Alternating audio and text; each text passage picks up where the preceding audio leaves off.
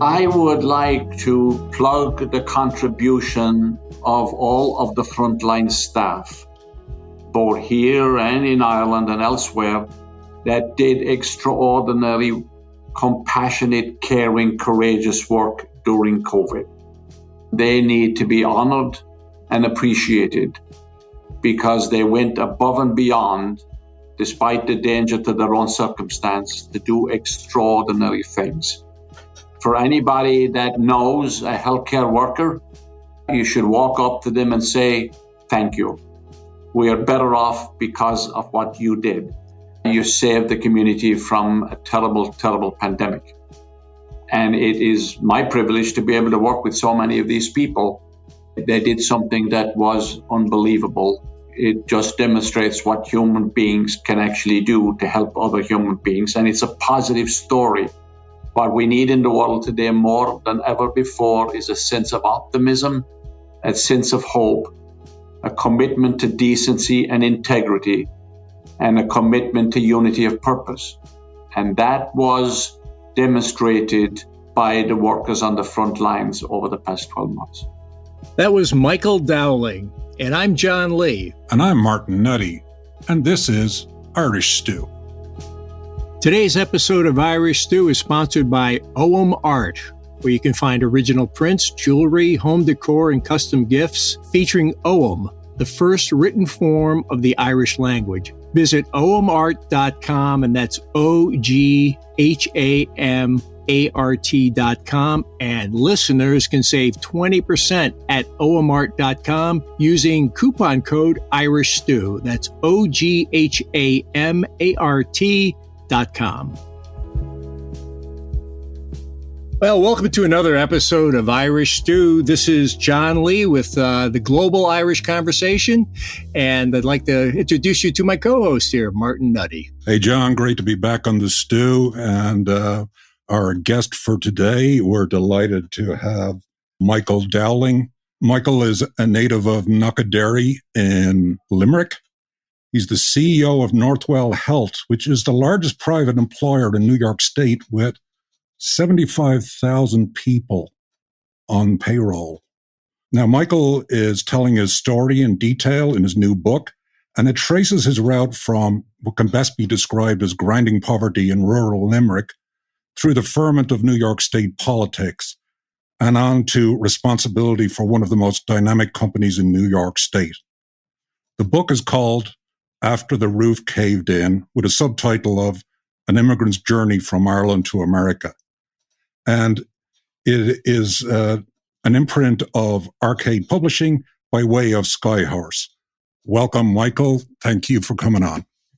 Thank you very, very much. I very much appreciate the opportunity. Thank you. Hey, Michael, we're going to start off with a very contemporary question that you're quite involved with before we head back to Limerick and see how you made your voyage from Limerick to where you are today. And that would be something, that would be the topic of COVID. And I just noticed that the Smithsonian, your name is in the news in the last couple of days in connection with the Smithsonian Museum. Could you explain what that is and how that sort of marks a milestone in our experience of COVID? Sure. Well, as you all know, we have been dealing with COVID for the past 12 months. We were at the epicenter of COVID here in New York, and we have seen about 180,000 COVID patients in total since it began last March. And of course, this has caused lots of angst among the public and businesses. But we are on the downslide at the moment. And one of the great things that has been happening, as everybody knows, is the new vaccines that have come out. So we happen to be the first in the United States to vaccinate one of our employees with the Pfizer vaccine on December 14th. Sandra Lindsay, one of our ICU nurses, was that person. So it was a historic moment. And so the Smithsonian decided that it wanted to take a lot of the equipment and the material like the syringes, the vials, the clothes, the gloves, etc., and have them in the Smithsonian as a historic display because it was the first. And so that's what was in the news over the last couple of days. It's a good sign. It's a hopeful sign that we are now getting to the end of COVID. But we will be permanently in the Smithsonian because of that historic moment in December.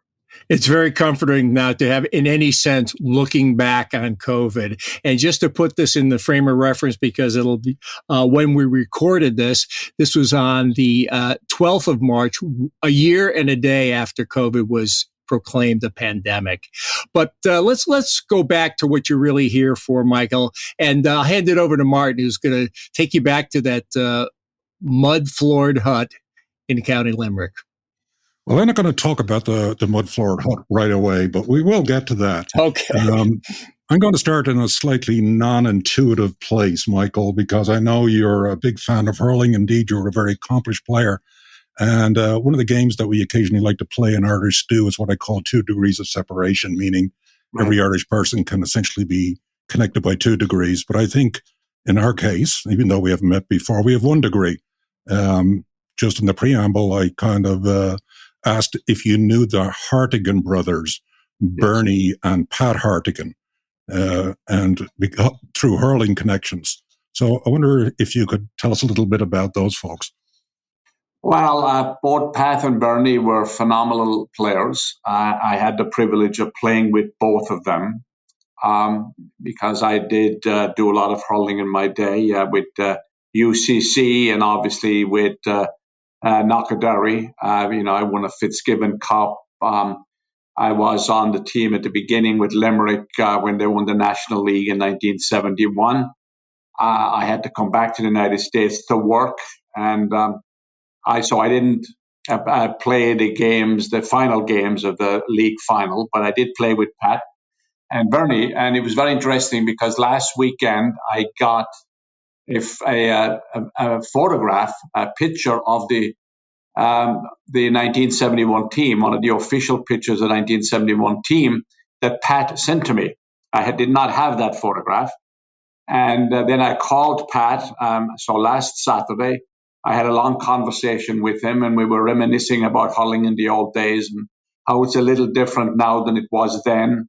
We talked about a number of the players we played with, and also we talked a little bit about some of the players that have actually passed over the last couple of years. It's hard to actually recognize that it's been 50 years since we played together in those games. It's a long time ago. But we had a very, very good discussion. And I was privileged to play with those two guys. They were just absolutely terrific athletes. So I'll tell you why I kind of raised their names, because they have, as you probably know, the distinction of not only both being All-Ireland medal holders, sure, but also representing their country in athletics, or track and field, as they say over here. Right. And my relationship with them was through track and field. That's actually how I came to the United States. I was on athletic scholarship. Sure. I was a shot putter and discus thrower. And Bernie was an exceptional hammer thrower and discus thrower, and Pat was a great shot putter. And so we became friends probably about 30 years ago. Right. Pat had to retire from hurling because he got hit in the eye with a schlitter, which for our listeners who may not be familiar with hurling, that is the name of the ball that's used in hurling. Well, if you get hit in the eye with that, that's not a good thing. I've been hit myself with that, and it can do an amazing amount of damage. And so I think we've established our 1 degree of separation there, which makes me feel very happy. Yeah. But I'm going to roll back the clock even a little bit further before your hurling days and talk about your beginnings in Knockaderry. Now, towards the end of the book, there's a quote that you give. It's a short quote. It says, "The old house had no plumbing or electricity, rats on the roof, mice on the floor, and water seeping through the walls." To me, that's astonishing, because we're talking about, you're born around 1950. This is 1950 Ireland, but it sounds more 19th century, not 20th century to me. Absolutely. And just another piece of historic note. Last year, before COVID, I was asked to give a talk down in Washington at the George Washington home. and I went in, and as part of a tour after my talk, I went into the kitchen that was the kitchen that George Washington had. And when I walk in, I looked at it and I said, I've been in this kitchen before, because it's almost exactly like what we had when in the old house. It was a big open fireplace where everything hung from that crook on the middle of the fireplace where all the cooking was done. And there was a bellows on the side, just like we had in our old home. So yes, you're right. This was in the 60s. And the house I did grow up in had none of those amenities that you just mentioned. People have a hard time believing this, but that's the way it was. It was a mud walls and thatch roof. And every time it rained, the water came through the walls and seeped in. You had to sweep the water out the front door in the morning. And we used to play games with the rats in the ceiling, as we had canvas bags under the thatch, and the rats would live up there, and I would be on one side of the room with a hurley, hit the canvas, the rat would run to the other side, and my brother would be on the other side and hit the canvas, and the rat would run back. We used to have games that way. Hard to believe, but that's the way it was, and we survived, we succeeded. Everything is relative. There were families, obviously most of the families were better off than we were, but it just proves that you can survive almost anything.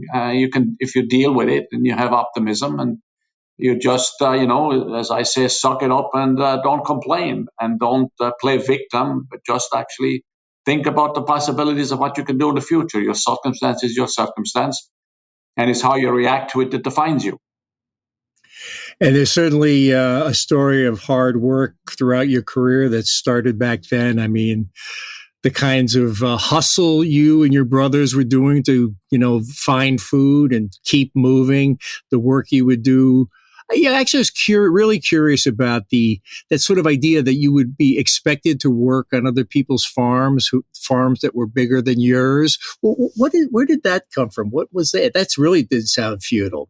Well, it was like a caste system to an extent. And, I don't want to over-exaggerate it, but that was the system that did exist. We did not have a farm at all. We just had a little small piece of property at the back of our house, about 100 yards by 50 yards. That was it.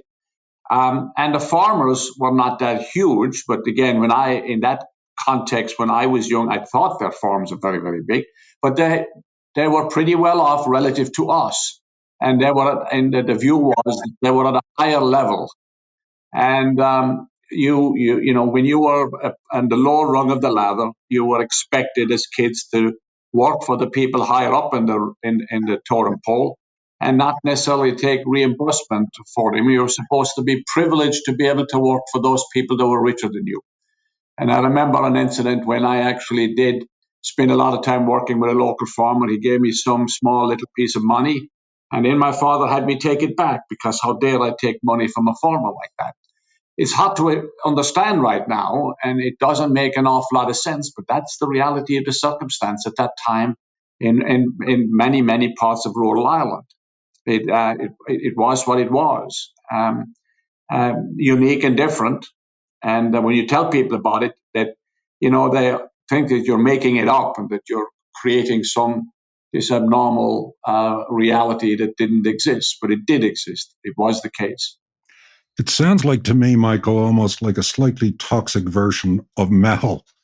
But, I want to talk a little bit about your mother and your father, because if there's something that shines out in your book, is your mother, Margaret Hayes Dowling, is this phenomenal woman who really kind of, gave you the impetus to move forward, despite a number of different hardships that she was dealing with, not least your living circumstances.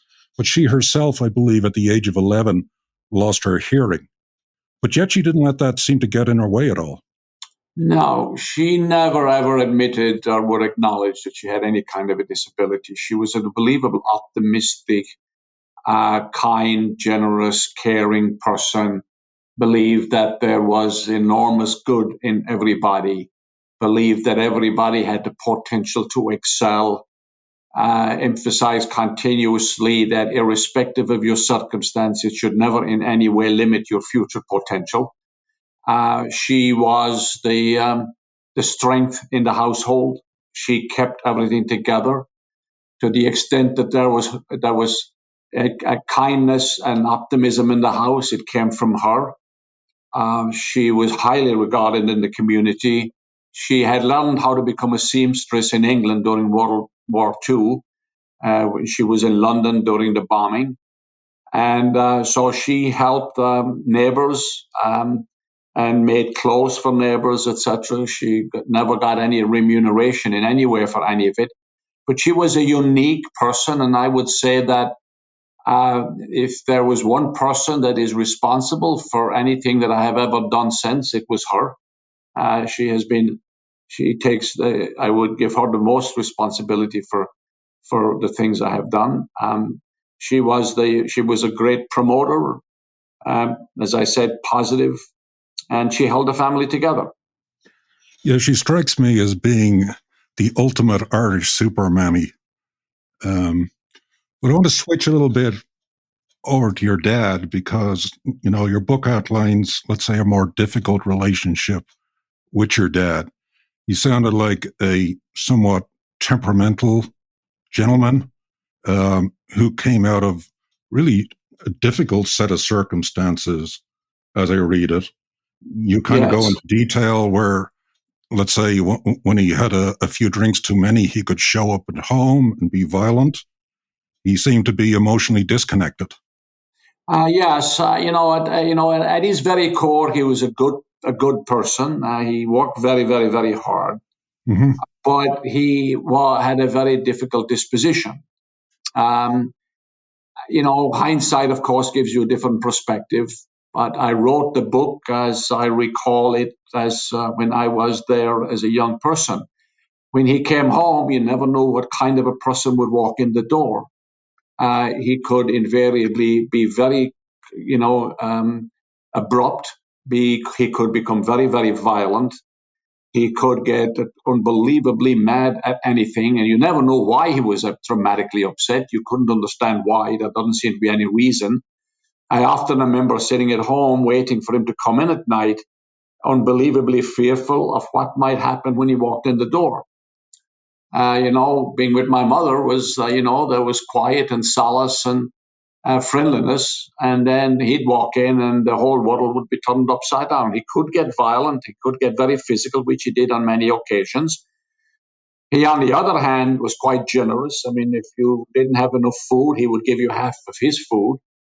But he had a tough life, and he suffered terribly from arthritis. So he got at the point of the situation was when he got to about age 42, he could not work anymore. He was a wonderful, wonderful hard worker. But that difficulty with arthritis caused even more problems later on. But my mother, on the other hand, always took care of him, never acknowledged in any public way that she had difficulty with him. She always said he was, a good person, and but she had a tough life. And as I said in the book, that her life began subsequent to his death. It's a tough thing to say, I suppose, but it was the reality of the circumstance. I've obviously probably have part of the personality of both, but mostly I'm taken after my mother, I believe. Michael, it sounds like your father was part of that cacophony of no's that is one of the chapter headings. I think is something your brother kind of came up with. It sounded like there were an awful lot of people telling you no in your life. How did you get past no and find yourself in university? What was the key factor to moving on so dramatically? Well, remember, a negative statement can be an unbelievably positive motivator. And so I'm the type of personality that if you tell me I can't do something, I'm definitely going to do it then. So by telling me no only motivated me to prove everybody wrong. I was told no many, many, many, many times, but the more I was told it, the more it just motivated me to do the opposite. I was not going to be confined by what people's opinion of me was. I was going to determine my own future. That was not going to be determined by those people around me that were always negative. And that included teachers, and that included farmers and others. So you have to fight against that circumstance. I would go to the top of the hill in front of my house and look over the horizon, because you were able to see for long distances. The scenery was gorgeous. And I always imagined what was at the other end of the horizon. What was out there that needed to be explored, and what could I explore?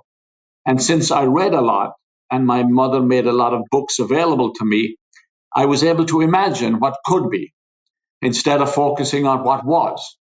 I was always very future oriented, and still am. You always look at the possibilities.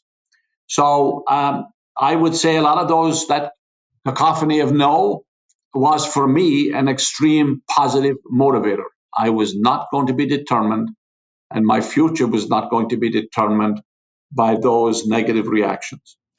But you set your sights on a goal, but you had no idea what that goal looked like. In the fact, I'm going back to you set your sights on going to the university, which is completely out of your above your station. I saw that phrase in the book, above your station. Yet, and when you got to the university, you really had no idea where you were, what it was all about. You just knew that's where you wanted to be. Yes, in secondary school, obviously there were a couple of teachers that were important, mentors, Mr. O'Brien and Dr. Ruddle, and they had gone to college. And I had this image that college was the password to a better future. It was a passport. That if you could go to college and you went and you could succeed in college, then there was lots of opportunities that would open up for you. I had no clue what college really was, though. I thought when I left to go to college, I thought that the only thing you could become when you went to college was a teacher, because the only person I had ever met who had a college degree was a teacher. I had no clue, for example, that you could become a business person or a lawyer or a doctor. I was unbelievably naive. There was no counseling back then. Nobody mentored you about what you needed to do when you went to college and demonstrate all of the various options that are available to you, like what happens today. So when I went to college, I went to college to become a teacher. That was the only thing I knew.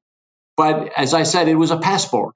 I knew it was a way out. And part of the reason also was as I said a few minutes ago, I just read an awful lot, and I have a hunger for knowledge. I love to educate myself. I still do all the time. And so reading is, it's reading for them it does to the mind what exercise does to the body. It exposes you to other different viewpoints. And when I got to college, I did get help from a nun to help me get my way around college. And then I signed up and I worked hard. And I never forget the day that I went to get the results of my exams after the first year. They used to be posted publicly on the corridor in the college, very transparent, so everybody could see whether you failed or you passed. And I remember walking up to the wall and I saw my name on the list that said that I succeeded. And then I knew that I was good enough to be there. I believed that I had the brains to succeed in college. And from then on, it got somewhat easier. And the other great thing for me in college, of course, I was hurling. I made the college team right away. And that was a wonderful, positive motivator. I was doing what I loved to do, and I got to know the other people who played hurling. So hurling was another entree point that added to my level of confidence and helped me actually grow and develop at the university. So you get through your 4 years at UCC, and then I believe it's 1971, you head off to America, to Fordham. So how did that transition happen? So you do this big leap from Knockadary to Cork, and now from Cork, an even bigger leap to New York. Well, for the 3 years before 1971, I was in New York every summer for about 6 months, working down on the docks on the west side of Manhattan. That's the way I paid for college. I would come here in May into the United States, and I would go back at the beginning of October. And I was able to make enough money to pay for college. So when I graduated college, I came back to the United States. I didn't at that point necessarily intend to stay in the US. I wasn't exactly sure what my plan was. I liked New York. I liked the energy that existed in New York City. I liked the diversity in New York City. So I came back here and I continued to work in the docks, and I continued to work in construction. And then I realized that I needed to pursue my education further. So I went to Fordham University to get a master's degree. And that was wonderful, wonderful opening of an opportunity for me. And subsequent to I graduating from college at Fordham, I was asked to teach. Again, another lucky break. Success is a result of hard work combined with luck. So I was asked to teach. When a door opens for me, I always say yes. I never say no, and I encourage people to take risk. So I taught the course. It went well, and then they asked me to do other courses. They went well. And then they asked me to go to Fordham full-time as faculty. And again, another wonderful opportunity for the people that trusted me to be able to do what I thought initially I might not be able to do. They just had a lot of trust. And then I ended up full-time in faculty and became the assistant dean of the university at Lincoln Center. And they had a campus up in Westchester, north of Manhattan. I became head of that campus. And that was a wonderful, wonderful experience.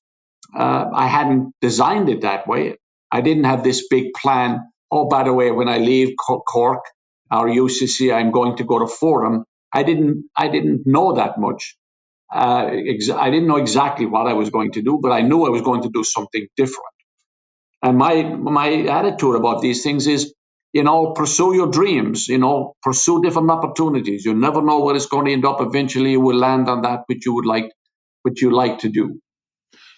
Michael, what shines through about your kind of whole educational period of life is this desire for learning, this desire, to bring on more information. In other words, your education wasn't simply about painting by the numbers, just going to the classes. I'm guessing that you probably read a hell of a lot more broadly than, let's say, the curriculum demanded.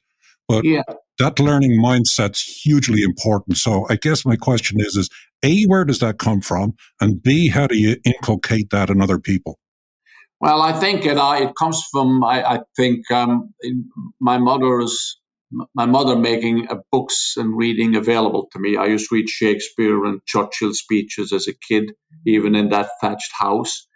And I've always believed that college, of course, this became evident to me later in life, that you go to college to get a piece of paper that bestows a degree on you. But what college really does for you is it helps you figure out how to educate yourself post-college. It gives you the ability to figure out how to continue your learning. So even to this day, I read multiple books a month, even still. I'm still hungry for knowledge. I still every day am, frustrated by what I don't know. Today, with the employees that work for me, one of the things I do on a regular basis, usually every quarter, I give out a list of books that I have read to my employees, and I describe the essence of the book, and I urge them to read the books. I urge them to do the following: take this book, which may not be in your area of that has anything to do with your work, but it broadens your perspective. You learn about the world. You understand the context of what happens in the world today. So I read politics, I read economics, I read history, and I still do that to this day.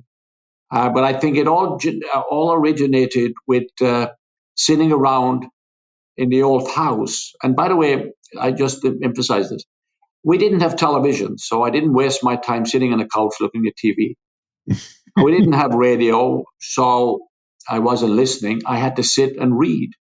And I was able to imagine what the world was like through the books that I read. And I think today, people are a little bit disadvantaged because they have so many other distractions that don't get to focus the way I was able to focus because I didn't have those other distractions. Michael, that's a perfect segue for what I was going to ask you next to talk about next, the idea of focus. I was reading your book After the Roof Caved In, all through your trips, you're growing up, your trip to Cork, your hurling playing, and coming over to the United States. And there's a point in the book, and I'll isolate it as halfway through page 118. Where the tone changes, because I think like there was a kind of wide-eyed quality to a lot of your experience. You have drive, but you're kind of like new and experiencing and, eyes open wide. And there's a point on page 118 where I felt the mood change, where you now have from wide-eyed to laser focus. And the sentence I hit on was the work was important. You had been working with United Way and disadvantaged kids. You said the work was important, but it was not what I was interested in doing in the future. I was more interested in the policy aspects of health and human services. And ever since from that point on, the book, I felt this not new kind of laser focus in your life and career. Yes, it became very evident to me that I wanted to be in some kind of a leadership role and it was going to be in the health and human services arena, but having a role where I could actually have some kind of an influence on larger numbers of people than dealing with one-on-one. That led me, of course, into government as well, which was another big break for me. And that I thought that I could add something that would benefit the larger community. And people often ask me, why did I focus in on health and human services? And that, I think, also goes back to my upbringing, where my father was not healthy, my mother was deaf. And so the whole health and human services agenda was always and became much more of a priority for me later on. And that's been the business I've been in now for my whole career up to this point, and will continue to be so. So the question is how can you make a bigger difference for more people? If you can be effective at it, then you can do something that's distinctive. And that's what motivated me in a major, major way and became the essence of my career.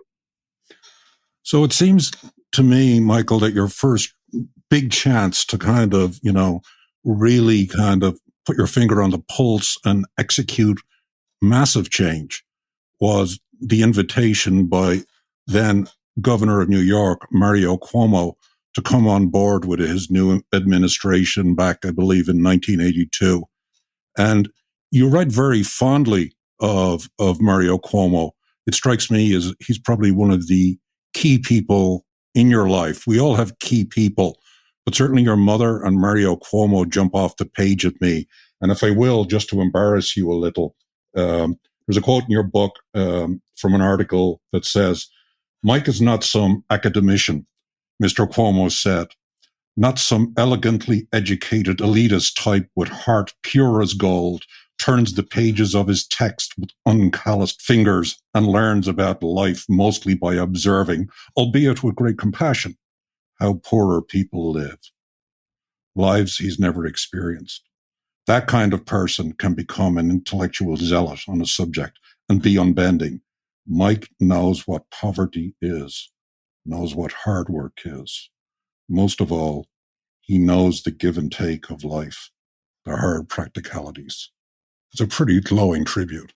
Well, I was unbelievably fortunate to work with him. When I joined his administration, I did not know him at all. I was invited to interview, which was a big surprise to me back then. I mean, he became governor and they reached out to me. But once I started in government, I continually got promoted. and became his head of health and human services, worked alongside him in total for almost 12 years. He was an extraordinary individual.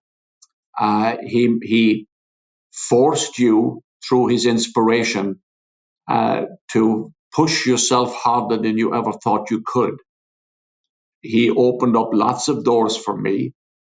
I had overall responsibility for all health and human services in New York State as a result, and I enjoyed every moment of it. He had an exquisite intellect, so when you had to debate him or discuss things with him, you had to work unbelievably hard beforehand just to make sure that you were up to snuff, that you knew your stuff, and that you could make a coherent argument.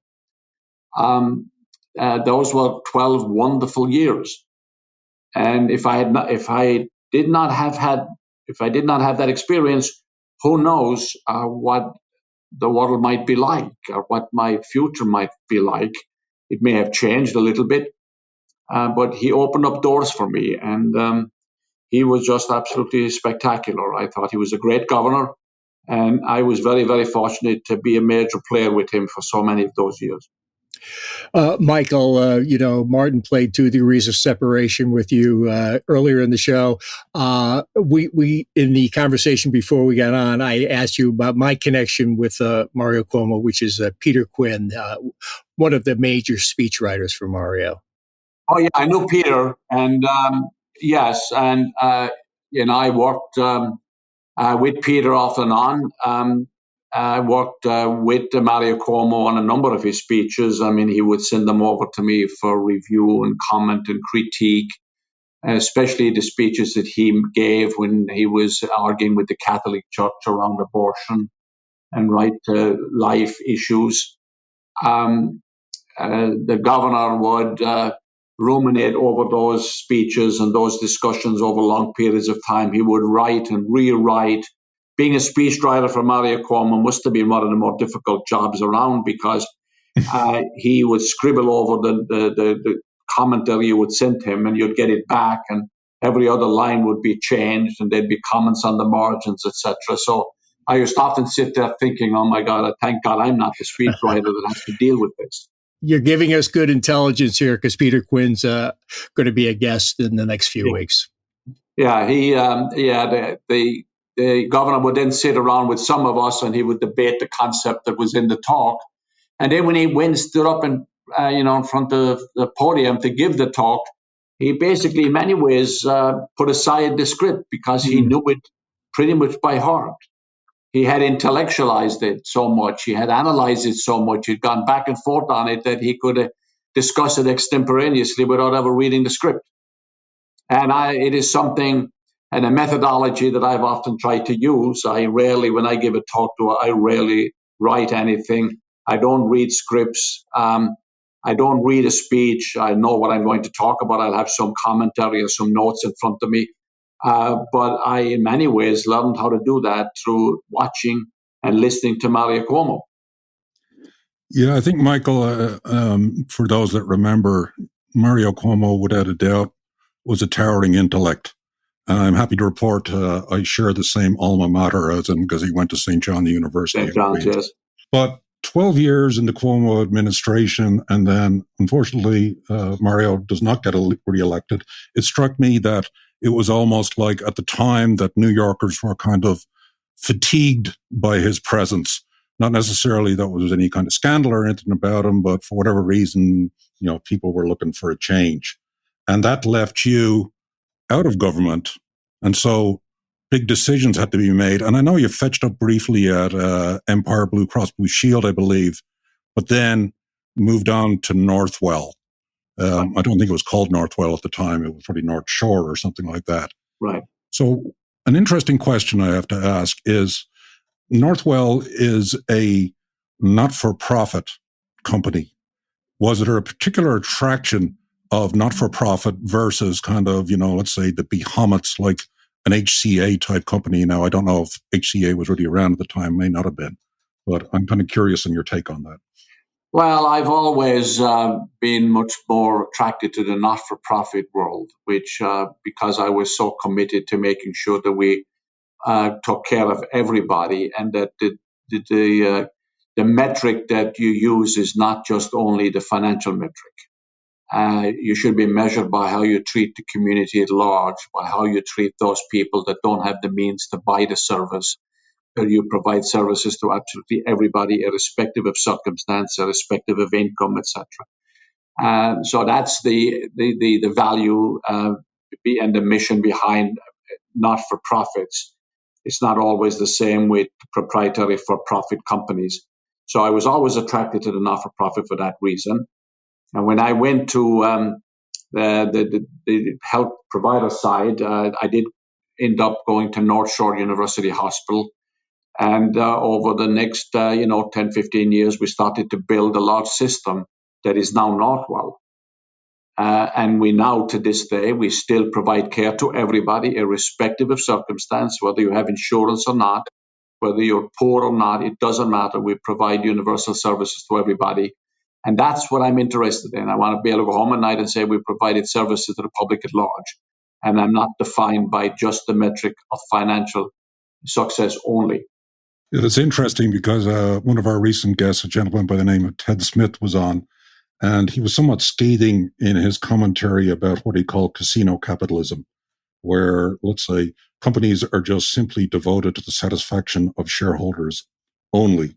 And he was kind of more of the mind that companies need to take care of multiple stakeholders. In other words, their customers, their shareholders for sure, but kind of a community within which they operate, etc. Yeah, I do believe that you have a social responsibility to the community at large. You can do very well financially by only doing that which makes you money and leaving aside the needs of those who need your help the most. That's not my interest. You have to run your business successfully.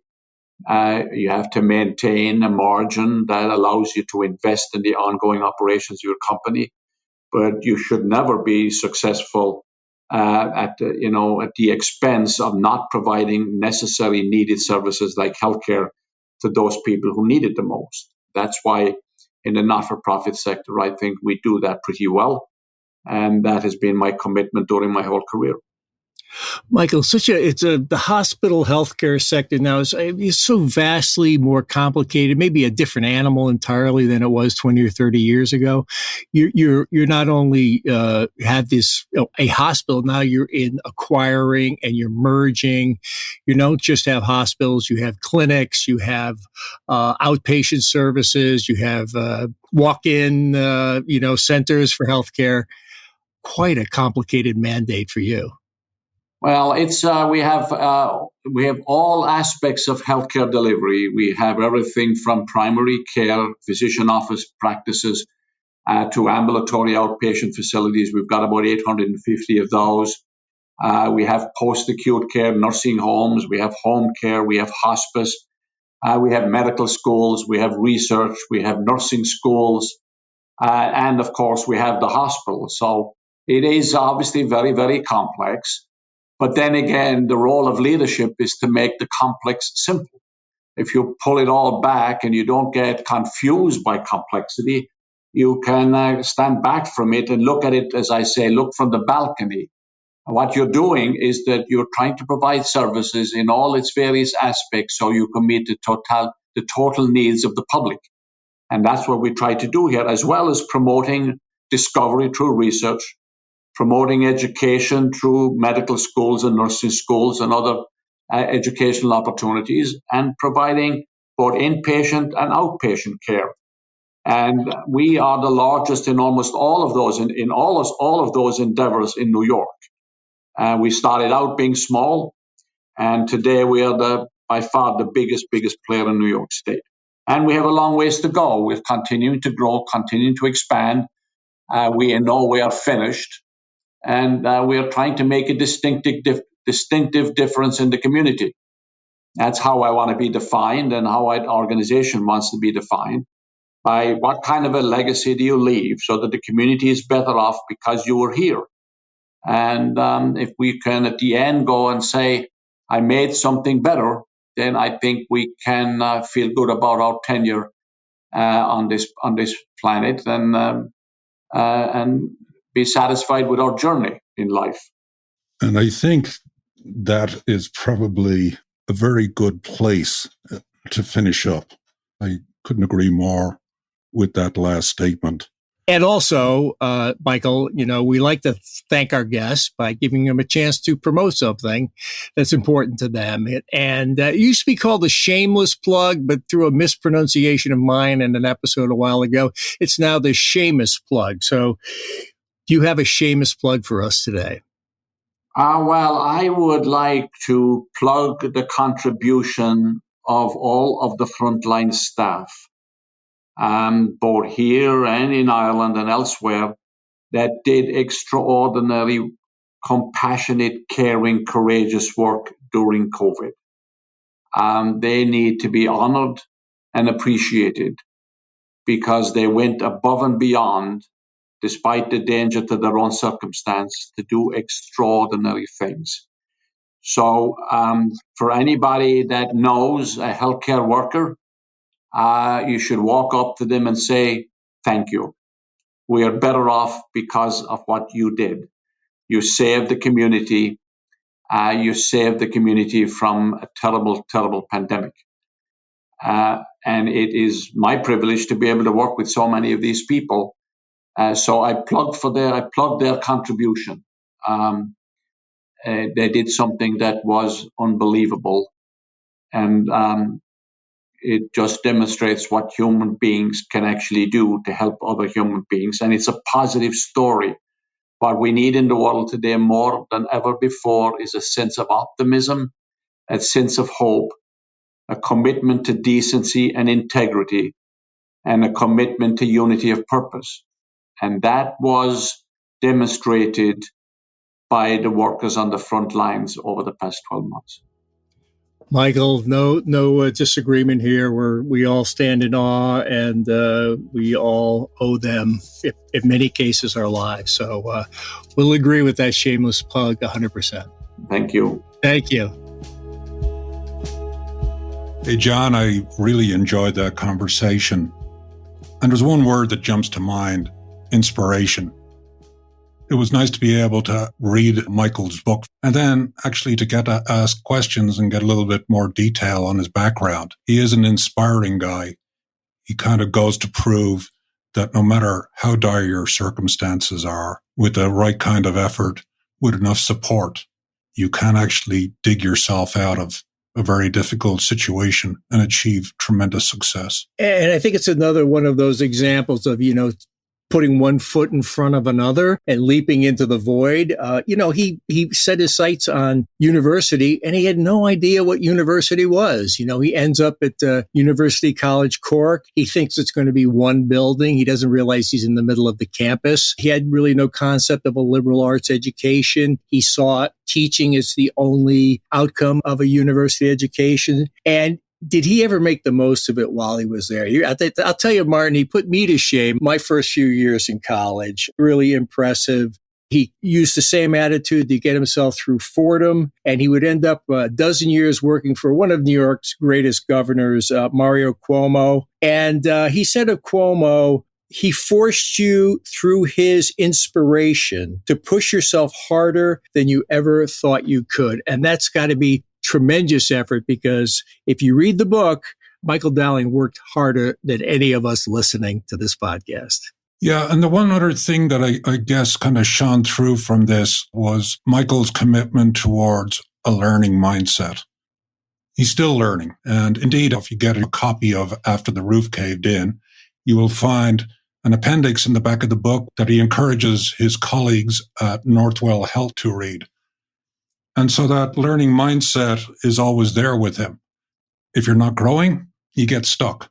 And there's one thing we can say about Michael Dowling is he never got stuck. And I'm amazed he found the time to talk to us, Martin. He's incredibly busy with the giant Northwell Health. And also he was one of the main figures in New York State for the COVID response. And somehow he managed to find time to write Leading Through a Pandemic, the inside story of humanity, innovations, and lessons learned during the COVID-19 crisis, in addition to the book we've been talking about today, After the Roof Caved In.